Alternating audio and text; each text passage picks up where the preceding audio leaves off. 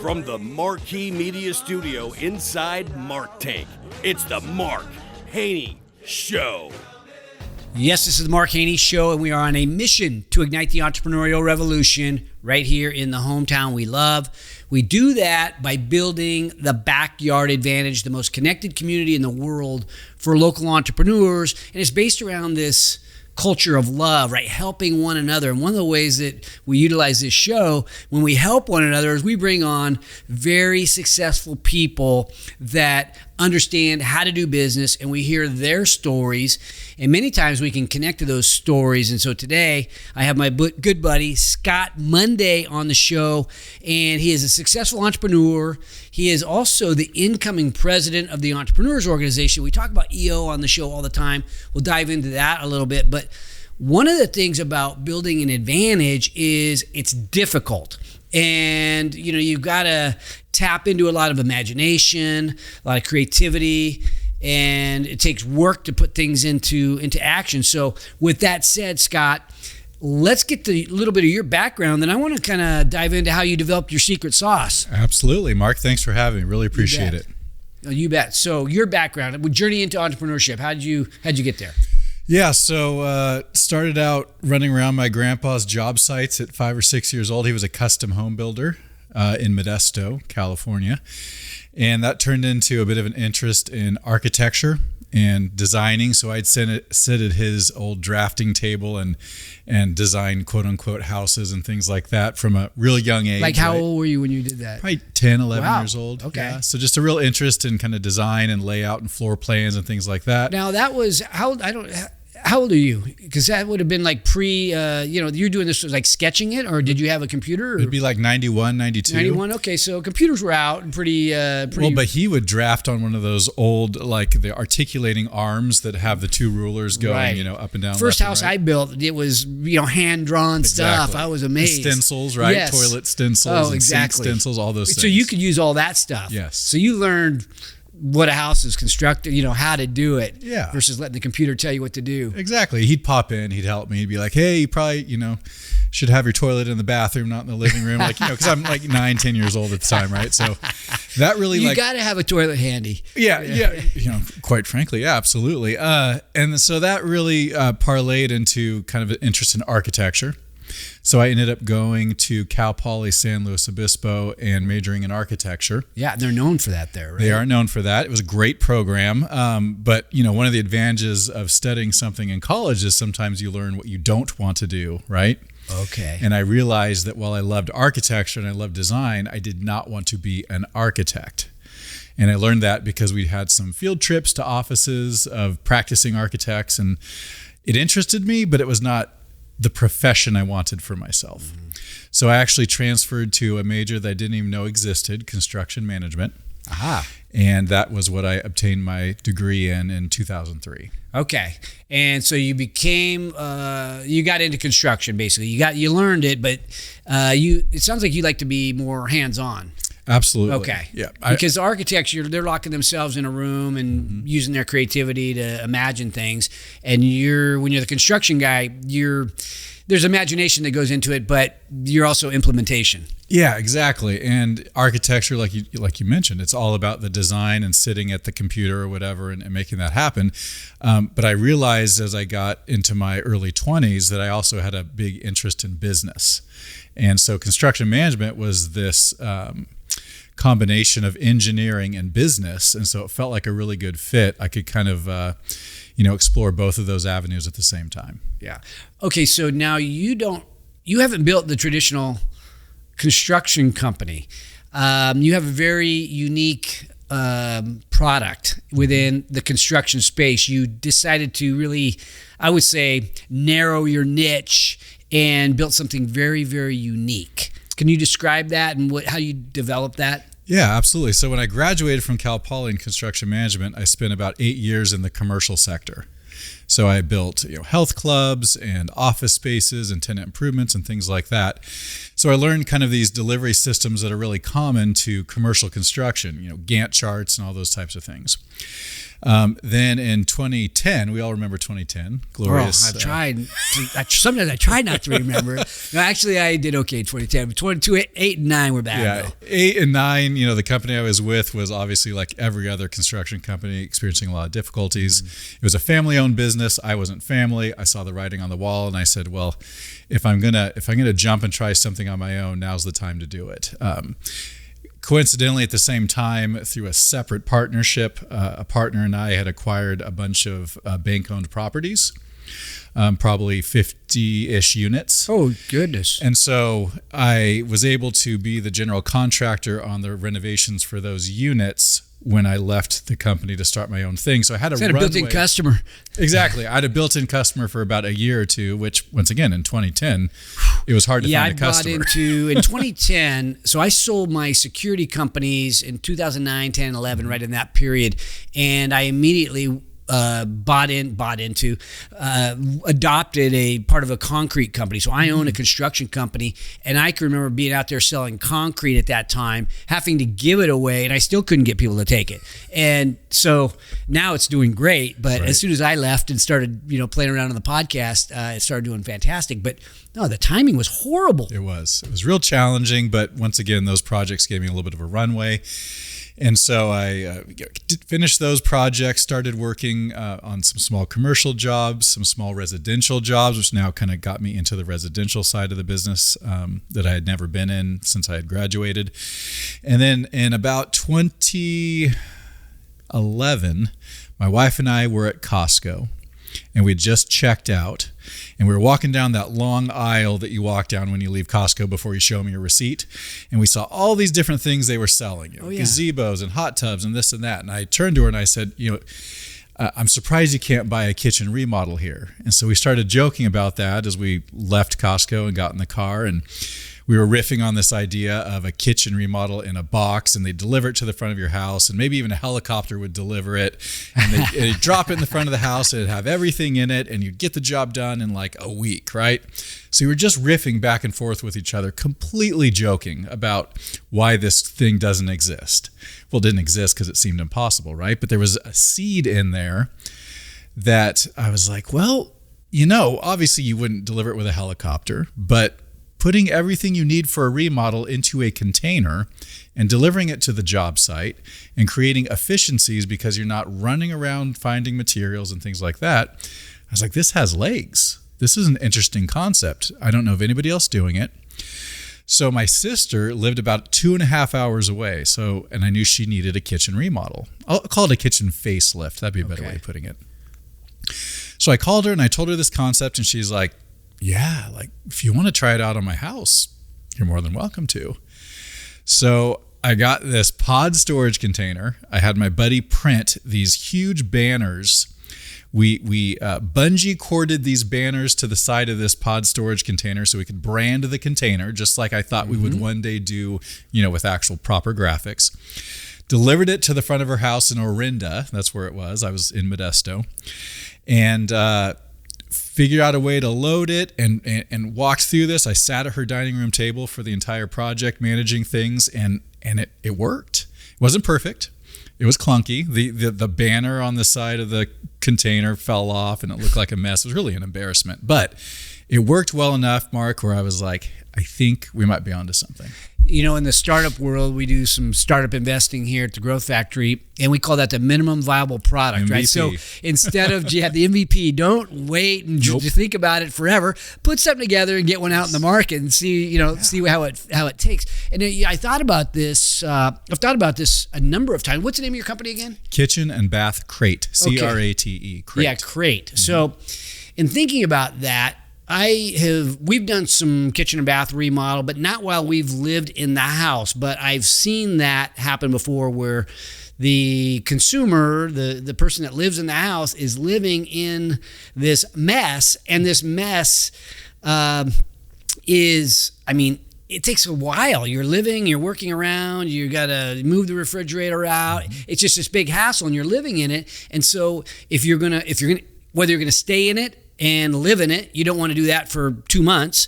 And if you're moving out to go, get a hotel or Airbnb for a week or two, like you want it to be pretty efficient. Absolutely. So everything shows up. So the discomfort on the homeowner or the resident of the residence is it's way less. Absolutely. Yeah. So because we have the project pre-planned, we have all the materials pre-purchased. Each of these crates, which there's 13 of them now, each of them have significant amount of equipment and material inside that is the same across every crate. Every crate has the same $7,000 to $8,000 worth of equipment, same model number, same battery. Oh, now, when you say equipment, are we talking about like skill saws or hammer, stuff like that? Yep. Okay, so you got tools. Yep, absolutely. Okay, so the crate consists of tools. What about? Well, they're going to get new countertops and cabinets and appliances. Where does that go in the crate too? Well, it does at different times. Okay, so it will not be in the crate on day one. But along the way, as deliveries come in, they get loaded into the crate. As they get installed, obviously, they get removed from the crate. So the crate literally is a job site hub that gets things loaded in, gets things taken out. And there are things that stay in there every night, the equipment, obviously, and things like that. But yeah, the actual job materials flow in and flow out through the course of the project. Okay, and how long does a typical project, let's say I've got something that's like standard size, tract home, or not a super elaborate job, how long would it take for you guys to knock it out? Once you show up there, how long am I disrupted for if I'm a homeowner? If the cabinets are remaining and we're doing a refinish process or a refacing process on the cabinets, you're looking at a week to a week and a half. If we're doing all new cabinets, you're looking at probably 3.5 weeks would be that. What that takes size so of long? Is it because the ordering of the product is done so that it all sort of hits simultaneously or as soon as possible? Is it that cabinets just take a long time to install? Yeah. And I would say that those timeframes I just mentioned to you, if you kind of survey the home improvement population, either consumer or contractor, are probably going to be about a third of the length of time that you would typically see. You and I sitting here right now, 3.5 week long kitchen remodel seems like a long time, but that's actually pretty darn quick when it comes to new cabinets and things like that. But yeah, there are some processes along the way that you really can't cut corners on. An example, once you prep and prime a set of cabinets, you can't then lay on paint an hour later. You got to let it cure overnight to create the proper hardness, things like that. So what I like to say is there won't be a working hour on the job where we're not working. But unfortunately, some things just have to be done before the next thing can be done. Okay. So I can imagine that. And what's the feedback? So your sister or sister-in-law? Sister. Your sister was happy, even though it was clunky, I'm sure. It was clunky. A little bit. But like, what's the feedback and how much? To me, this almost seems like almost like a manufacturing process, right? You're really making this kitchen in advance and then delivering it at some level. Well, the feedback, it's funny. Most of the customers kind of joke with us that we've ruined them when we're done because they simply can't go back to the traditional remodeling processes that the consumer had come to expect. If you think about my industry, it's really broken. If you think about construction and renovation and things like that, a customer, what do they expect? They expect delays. They expect to not really be told the truth. Yeah. They expect things to not end up like they had planned from the beginning. They expect really terrible surprises along the way. They expect strangers in their house that they don't really like. They expect messes to be left every night. So I was starting out in an industry with a really low bar. And so when we started doing these things that in other businesses, you and I'd be like, yeah, of course, when you go buy a car, when they deliver it to you, it's clean, right? Right. Of course. But in my industry, that wasn't the case. And so when we started applying some of these very standard yet high expectations, people were blown away. So we'll often follow other contractors on a home, like they had someone else do one bathroom, now they're working with us on another, and they say we've ruined them because they can't go back to the old way of doing it. Is it so? Now I can imagine that it's more efficient for you to do that as well. It's efficient for the homeowner, but you've built these. You and I could talk about processes maybe in a minute because you're very process oriented, data driven. Yeah. You and I have dealt with some other things, but like, can you build it cheaper than what let's say the average contractor can do it because of the way you've systematized it? That's interesting. There's not a lot of good data available on, for example, costs of goods sold in the private residential contracting industry. So I have to go off of what I've learned from others in the sector throughout the United States that maybe they aren't a competitor, so we compare notes. So it's tough for me to answer that question in our locality.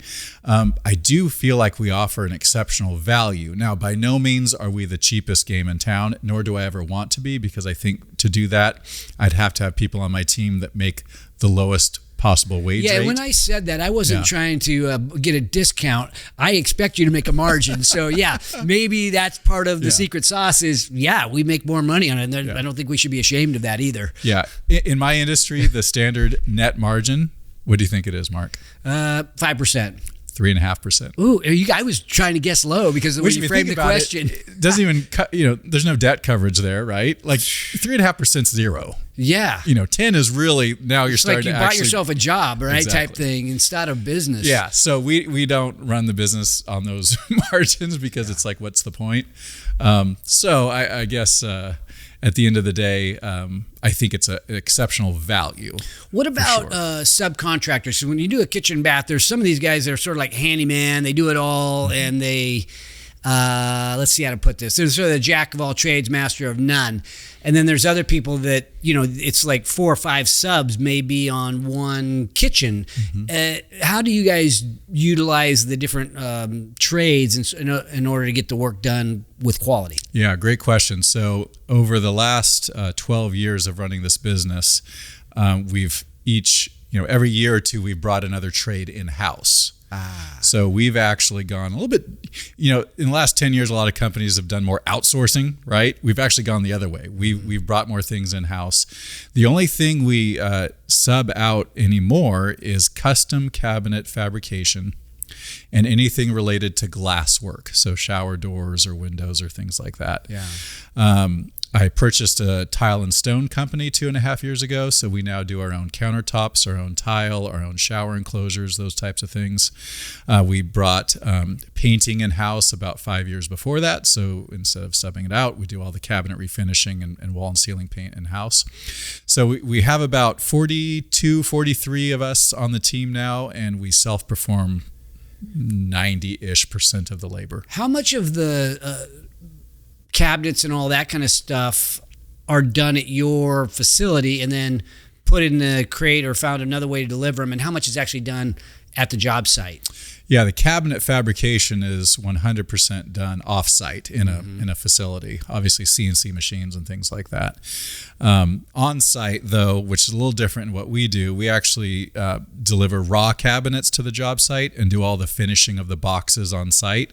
And we do that because otherwise you get gaps where the pre-finished cabinet comes into the house. You install it, you got to caulk the corners, the caulk never matches, and so we do all of that at the same time, spray it all out at the same time in the home. We feel like that just delivers a better finish. Yeah.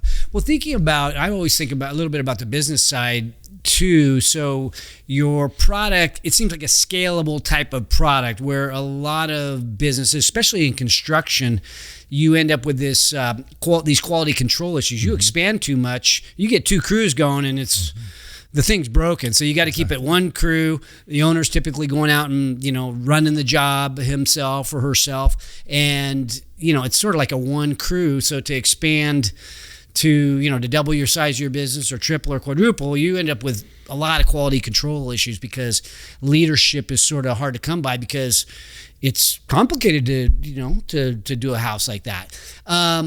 I imagine this is a type of thing that's more scalable. Have you thought that way? Besides just acquiring other companies to take things in-house, how else might you scale a company like this? And is it more scalable than traditional construction? I think it definitely is more scalable than traditional custom contracting. I would definitely say that. That usually is limited by geography pretty significantly for all the reasons you just mentioned.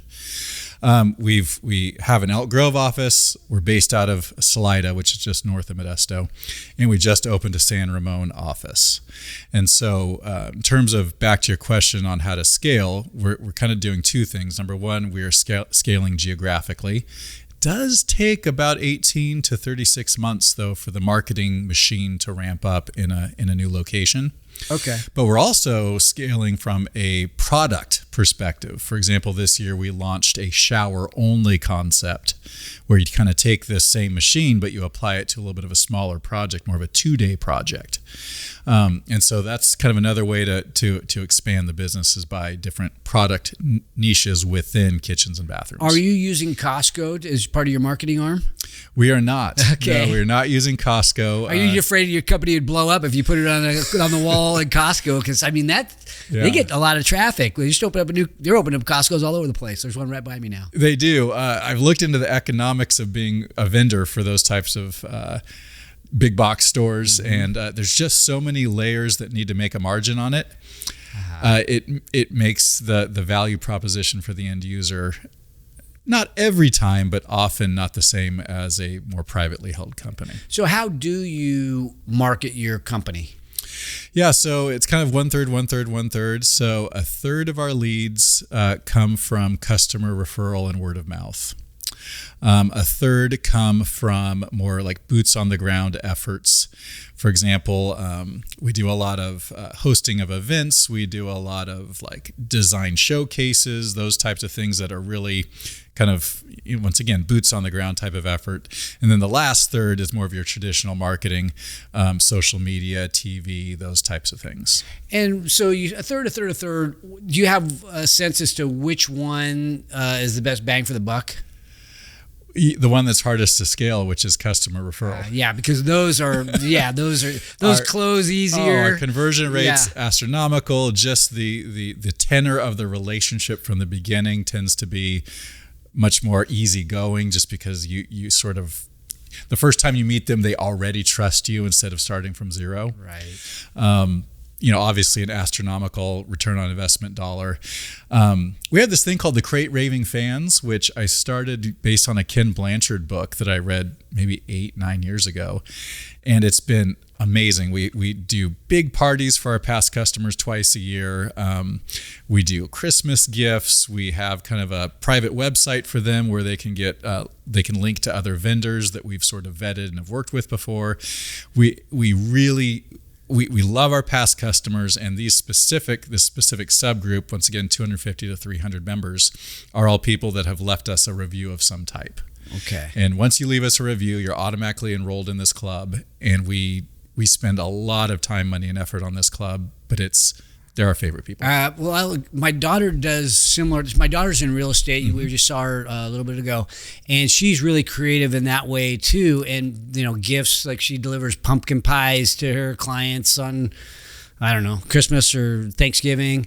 But one of the things she does that I probably shouldn't say it. Maybe it's a secret. She does something called the Haneys.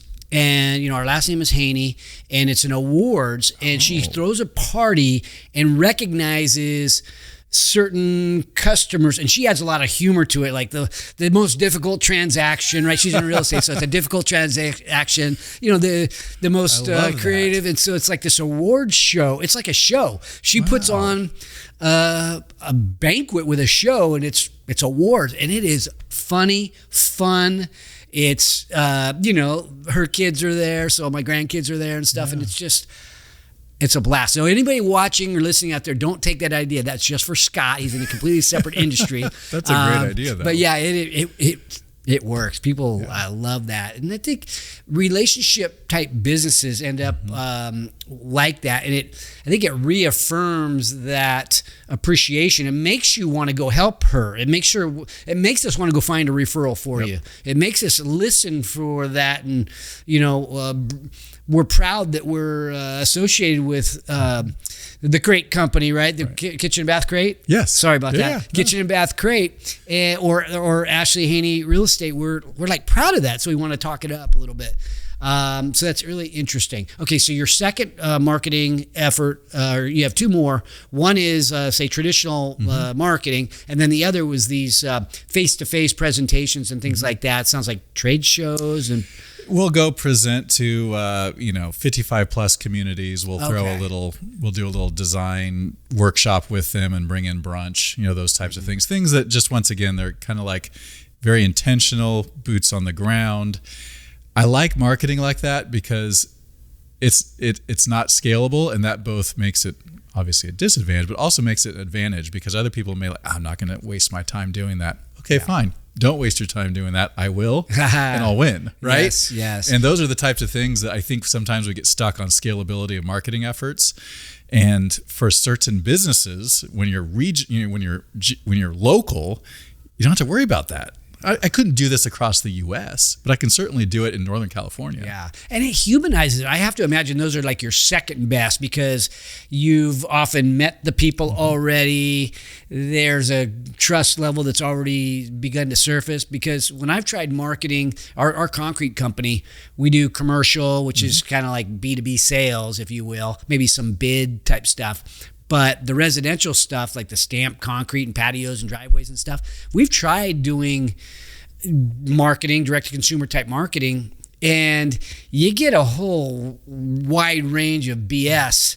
And it's like sifting through the decent stuff. And, in your kind of work or the concrete company, you got to drive out there, meet with the customer, and then people aren't there. And it's like, okay, it may be cost effective to do that, but because we're a small company, we decided, look, we don't want to spend big money on marketing because we don't have time to go out there and have sales reps that get the door slammed on them and all those kinds of things. We want warmer leads. Absolutely. Yeah. And I think one of the things we did early on to that end is we have a very rigorous initial phone consultation with potential customers, and that right there cuts the lead flow that we actually visit with in half or more. Okay.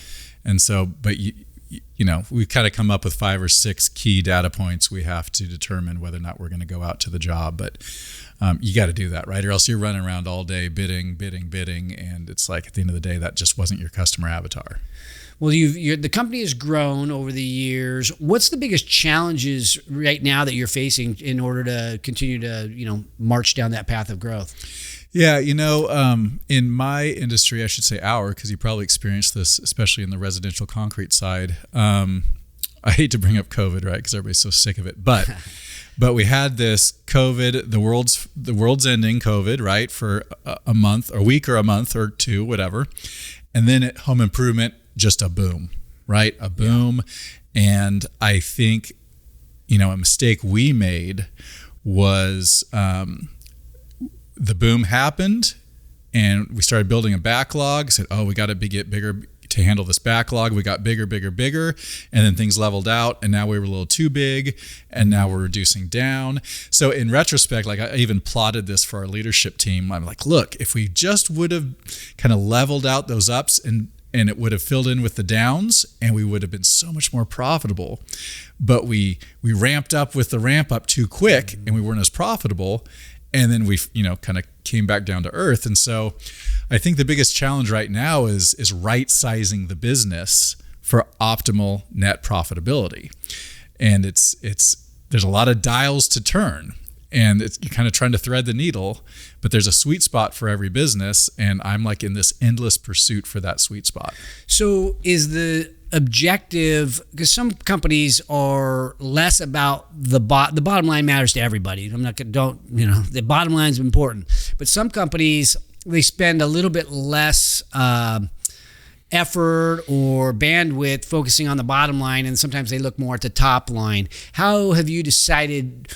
Why decide to focus so much on the bottom line? It comes down to, I believe that business is like this step, right? So you have these times of you're on the riser and you're growing, and so you're more concerned about top line, less about bottom line. But then when you get on the tread, now you got to make money on it. You can't just keep going from riser to riser to riser, or else you'll never have the harvest moments. Yes. And so to answer your question, the reason why I'm focused on right now is I feel like we're in a harvest period of time for the business.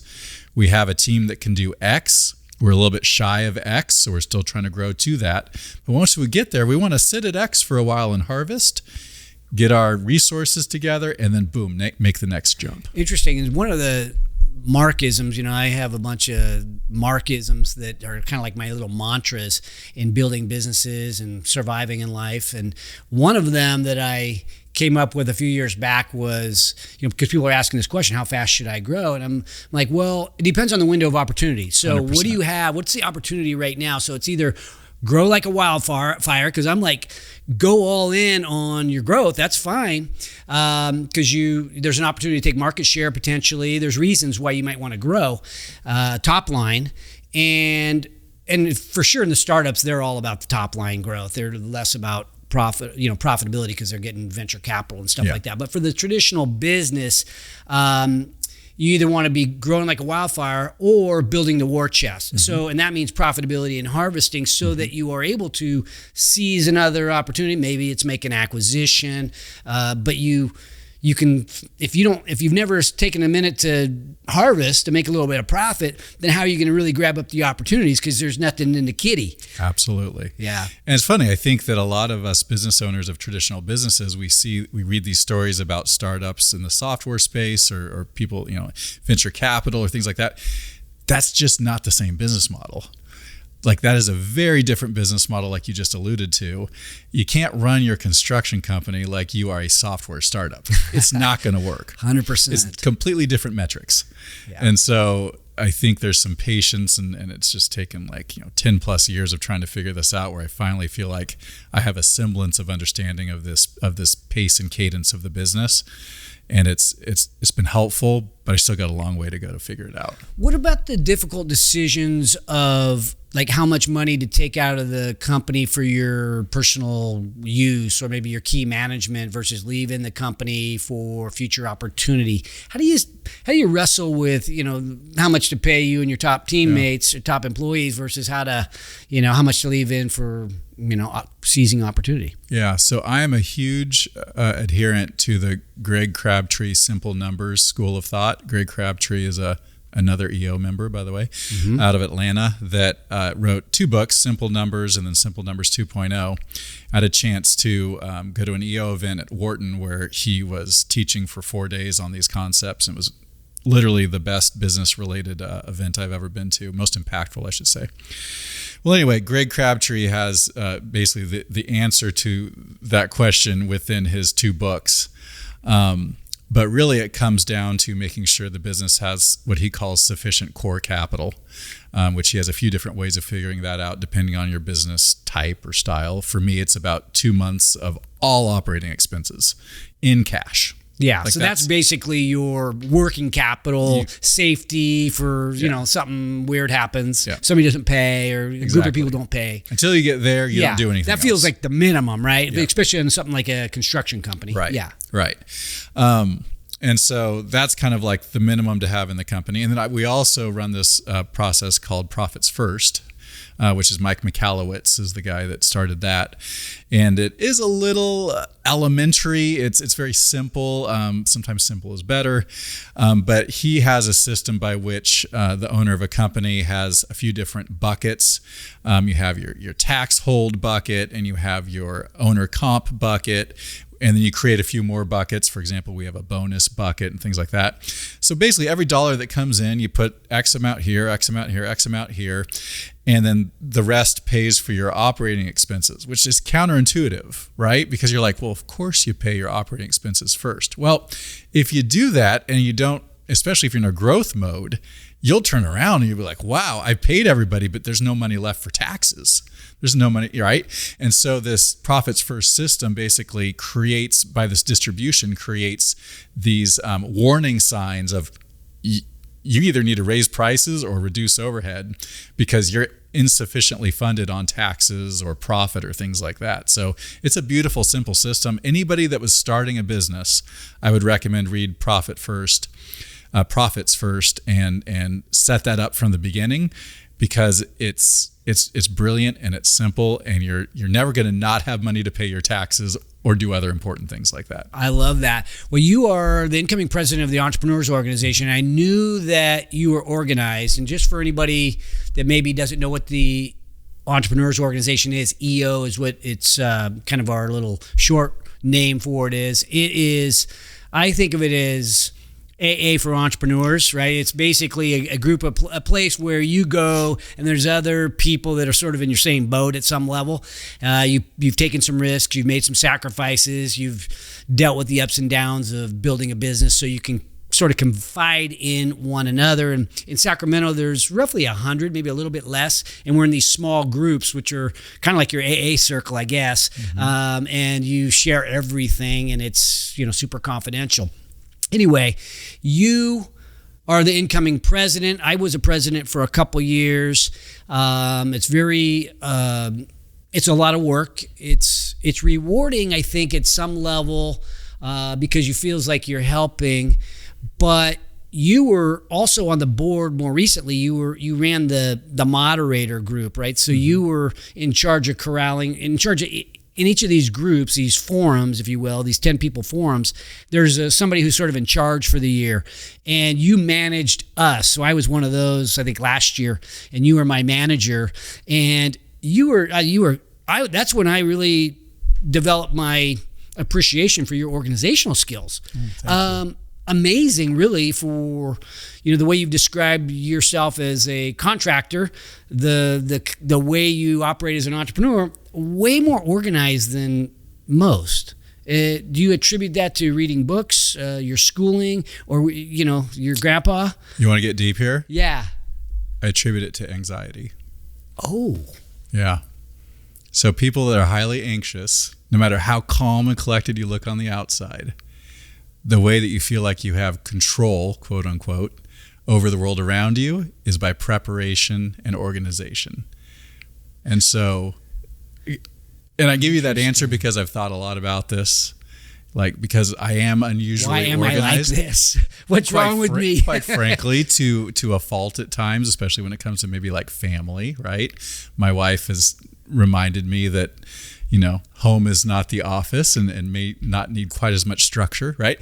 And so I think that being highly organized. I also have a sister that's a phenomenal business owner, and she and I both have this underlying sense of anxiety that then drives us to run these very organized systems in business. And so I think it's a thing. That's my working theory, Mark. It's your way that you really don't have to worry as much. It's basically I've organized it to the point where my worries are diminished so that I can manage myself. Exactly. Interesting, because I've talked about this recently. In fact, I spoke to a group today around this little process that I do, and I want to compare it to what you do. What's that? Please, yeah. Yeah. So I call it 3:15, the moment of truth. I get up really early in the morning, and it's me versus me. I'm the only one there. There's nobody to point a finger at. And I basically give myself an attitude adjustment, but I also organize myself, not only for the day, but strategically as well. What are the things that are really important to me? Why are they important to me? Reminding myself of those. They're all written down. And so I look at them visually, and it helps me calm myself. And I really hadn't admitted that part of it was anxiety, but wow, now that I'm talking to Dr. Monday here, maybe I do have anxiety issues. Well, Ray Cordano and I were talking about this, another EO member, and we were kind of riffing about this theme. And I think it has legs. And the problem with it, I don't know, how are you with surprises? And I'm talking about more like bad surprises. Do you overreact, or are you a pretty go with the flow even if bad things pop up type of person? I'm pretty go with the flow in terms of my outward demeanor. Oh, interesting. I'm a great actor. Yeah, but inner turmoil. Inside, I can go home and worry about it. And so there's a couple things that I do. I have that 3:15 moment of truth time, which is really getting my head right. And then the other thing that probably helps me in that realm is when I go to the gym to work out, I usually try to pick something kind of hard. Right. And then my mind goes, there, and it goes off of, there's nothing like what a good sweat will do in terms of clearing your mind. And so you come back a little more level-headed on, what's important and how to make decisions. So I have coping mechanisms. So I think outwardly, my team knows that I'm, maybe manic or whatever. My man Scott over here, he knows me really well. So I'll come in and vent to him, not at him. Sure. But use him as a sounding board. But in reality, to the person that knows me from the outside, I probably seem pretty calm. Yeah. But maybe excited about stuff, but calm in terms of dealing with difficult situations. Yeah. No, I totally get it. I'll tell people about things, I'll tell people about anxiety issues, and they'll just be like, well, you always look so calm, right? Like you're almost stoic. And sometimes I'll even see myself in the mirror. I would describe you that way. Right? I'll even see myself in the mirror and I'll see a completely calm reflection. I'll be like, how is that reflection what I'm feeling on the inside? Wow. It's the weirdest thing. And I think what happens is over time, we sort of, especially as maybe business owners or leaders, no one wants a leader that looks worried all the time, right? That's just not what people want to follow. And so I think over time we condition ourselves to kind of create a little bit of a presentation, but that doesn't necessarily always change what's on the inside. Well, so how do you affect what's on the inside? Do you have any recommendations? I have my 3:15 a moment of truth. That's pretty early for most people.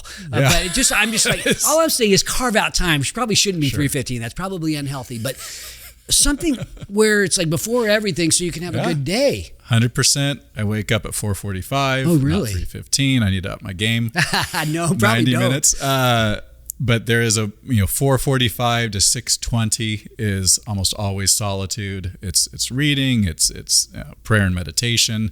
Some of those things, and then right after that, it's some type of workout, 5 to 7 days a week. And if I don't do one of those two things 2 or more days in a row, I'm a different person. Yeah. And I'm not a person I want to be. Interesting. There's a book, you may have read it, you referenced a few books, called The 5 a.m.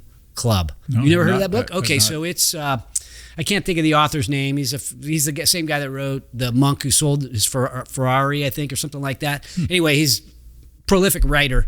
So I just can't think of his name off the top of my head, but it's the 5 a.m. Club, and it's like a fable about this group of people that all decided to get up at 5 a.m. and they created a club.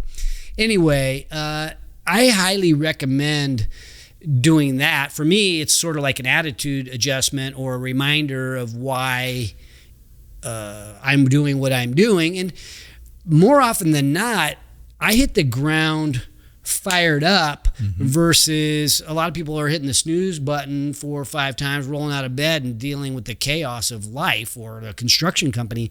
And I don't use a snooze button. I don't even have an alarm clock. So it is definitely a recommendation by a lot of really smart people to get up early and get your act together before you attack the day. So absolutely. Okay, so I'm not alone on the early morning thing. No.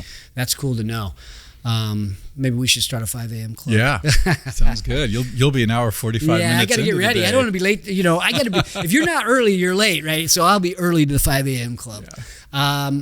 Okay, so back to EO a little bit. You're coming in as president. Now, I do entrepreneurship for a living. I started this podcast after I joined EO, and I wanted to help help drive entrepreneurship for my town. That's why I started the podcast, and I think it's probably the same reason I wanted to be the president of EO, or I didn't really. I reluctantly became the president of EO. They needed somebody at the time, and so okay, you look around, I guess it's me. But I want to help because I feel like I'm in the business of investing and helping entrepreneurs. And why are you doing it? Yeah, I think I've benefited hugely from EO in the last 6+ years. It's dramatically improved my business. It's improved my marriage, even in some of the tools I've learned. It's given me probably 30 to 40 new relationships, spanning from very close friendships to very, very strong acquaintances. It's just provided so much to me and my family that it feels like the next logical step is to make sure I pick up this ball that you and Arik and Todd and many others have carried this far and just carried a little bit further. Well, it's appreciated because everything's a leadership issue. So I agree. I did a little bit. I followed in Lance Loveday. He's a successful entrepreneur, has been on the show. Yeah. Todd Bullenbach and Arik. Todd, I guess, is the president now, and he goes off his term in June, at the end of June, and you take over. But really, you look around and somebody's got to be a leader, and so sometimes you look around and it's you. So it doesn't pay. It takes, at some level, it takes away from your business, even though it's a little bit. It's rewarding in its own way, but it doesn't pay. So some might say it takes away from the business, but ultimately, what goes around comes around, or however that saying goes. So I believe in it. But in terms of EO, anytime I bring up EO, people have follow-up questions. So I talked about the Sacramento chapter and sort of like what I like about EO Sacramento. Highly successful people. They started like a smaller company might be $1 million, but there's companies that are 500 million to close to $1 billion, and it's people that are really driven and growth minded, and it's some of Sacramento's finest business people. That's probably what I get most out of it. But it's bigger than that. It is. What else? Can you give it a better description of what EO is for you? Yeah, absolutely. So I've enjoyed, like I mentioned, that 4 days at Wharton, right? Which was focused on business finance. 2 years after that, I spent 5 days at London Business School with 69 other international entrepreneurs. And Mark, I literally they selected a few of us to pitch a new business growth idea, right? So I pitched my new business growth idea. This was 2 years ago.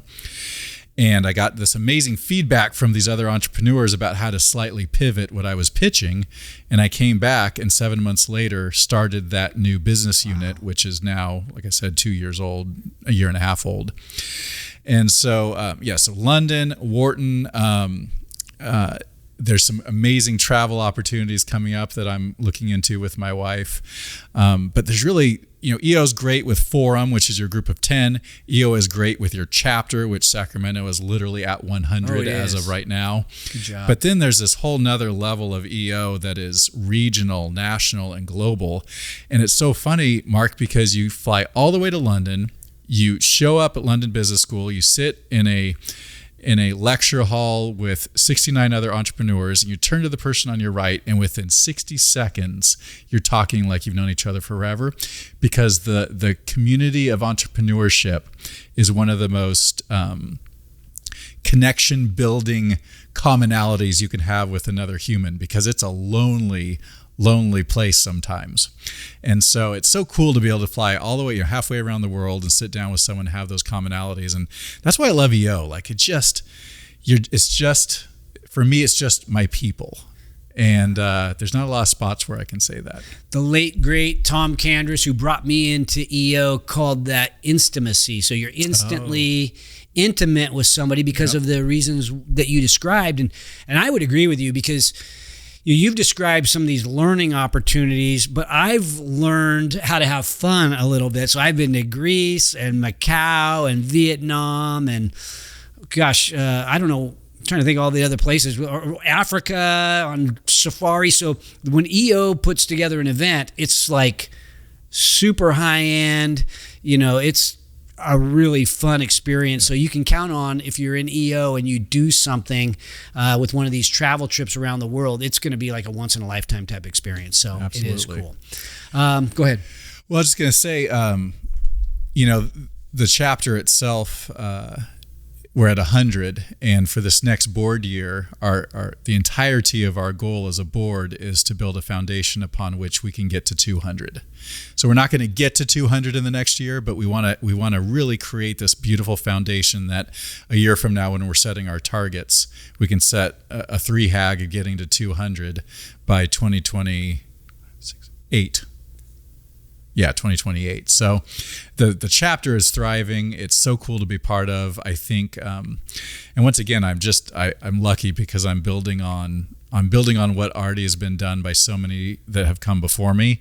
And it's not easy, but it's teed up for success. Well, you are I think the ideal person at this time with that kind of strategy where you're building the foundation. I mean, you're very organized. You know how to build systems. You know how to prepare for growth.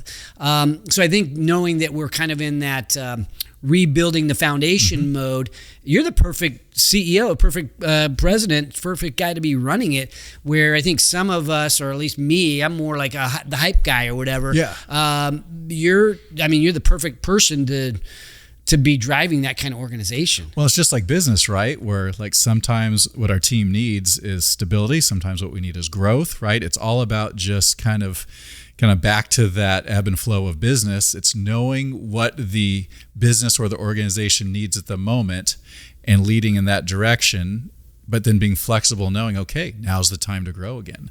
And I think EO is very similar. Right now is a time to strengthen. We'll still grow a little bit, right? I hope. If we don't, I don't think I did my job. But really now is a time to strengthen, build this foundation. And then Alex Wicks is the next incoming president. Oh, she's phenomenal. She's amazing. It's going to be our first female EO president, which is phenomenal. And I told her, I was like, I'm excited to deliver to you in 12 months this thing that because you are she's one that drives and grows. Yes. She can take that and springboard, and then she'll do what she's good at. I will have done what I'm good at. And it's just this beautiful symbiotic relationship that is great in either EO or a business. Yeah. And if you don't know Alex Wicks, she owns an outsourced HR company. So if you're not big enough, even if you are big enough to have your own HR department, she makes sure that everything stays compliant. She's phenomenal. She's brilliant. Great. But yeah, she also knows how to drive, move molecules, if you will. Yes. Okay. So just as we kind of close out, what did I not ask you? And I always want to welcome you to drop any more nuggets for us, because today was inspirational for sure, but obviously you've dropped some great nuggets of wisdom as well. So I don't want to shut that down if once I got you rolling. Yeah, no, I appreciate that. No, I think we covered it. Can I mention an upcoming EO event? Yeah. Is that okay? Is it open to the public? It's open to new potential members. Okay, perfect. If you're interested in EO, this is the time. Yeah, listen up. So on August 22nd at Union Brick, which if I recall is in Roseville. It's a venue in Roseville. The founder of Uggs, the shoe, right? Oh, yeah. Brian Smith is coming. But what we're doing is Brian's going to present on August 22nd, but at 4:30 of that same day at the same location, we're going to have this thing called EO Discovery, where if a person's interested in joining EO, it's going to be about a 50-minute session where you're going to hear from different board members and learn a little bit more about what EO entails, and then roll right into the Brian Smith event with an EO panel as well. So it's going to be a great event on August 22nd, 4:30. It will start for the Discovery, and then through the evening, great food, great people. It will be a wonderful I will event. be there, so be there. It'll be fun. This is one of those events that is taking a lot of planning, Yes. and it'll take obviously your kind of exexecution to pull it all off. Another good buddy of ours, Tori Osborne, is he the guy that's He is putting the it on? guy. Yeah. Okay, so it's going to be a great event. Any other words of wisdom for our entrepreneurial friends out there? No, I think we covered it, Mark. I really appreciate you letting me come and chat with you. You bet. Thanks for coming on the show. Yeah. Thanks for watching today's show. My goal for every episode is that you find a takeaway, something tangible you can use in your business today. And if you have a comment about a favorite takeaway, feel free to put it in the box below. And if you have a topic that you'd like me to bring up on the show, don't forget to let me know. And also, don't forget to subscribe to our YouTube channel if you want to learn more about entrepreneurship. Because at Haney Biz, we are always by your side.